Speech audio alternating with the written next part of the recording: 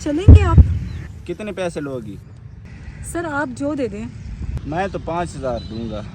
Sir 5,000 तो बहुत कम है, 10,000 तो करें। 5,000 लेना है तो लें, नहीं तो जाओ जहाँ से।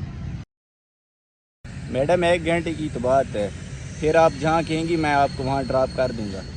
सर 1 घंटा हो या पूरा दिन, मैं तो आपसे पूरे 10,000 ही लूँगी।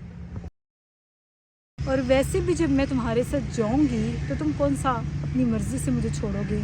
मेरी मर्ज़ी तो वैसे भी नहीं मानोगे। मैडम वो तो आपकी मर्जी है, लेकिन मेरे पास 5,000 हैं। ठीक है सर, मगर जाना कहाँ पर है? यहाँ पास ही मेरा होटल है, वहाँ चलते हैं, वापसी पर मैं तुझे ड्रॉप कर दूंगा। चलें ठीक है सर, चलें।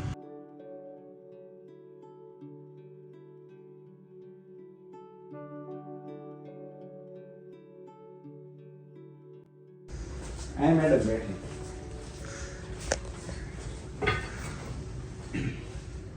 तुमने अभी तक चादर नहीं उतारी?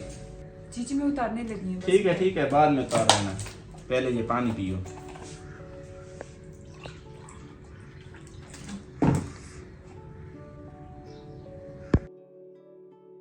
लड़कियां तो बन सवर कर काम पर आती हैं, तुम कैसी लड़की हो, सजे दजे बगैर ही काम पर आ गई हो।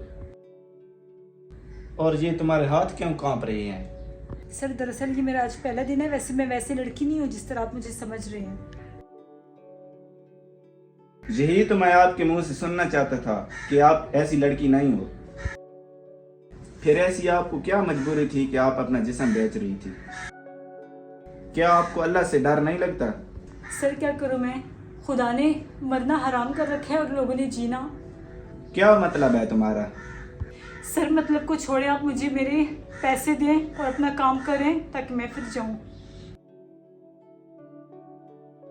देखो मैं अपना काम भी करूंगा और तुम्हें पैसे भी दूंगा, लेकिन तुम मुझे अपने बारे में बताओ।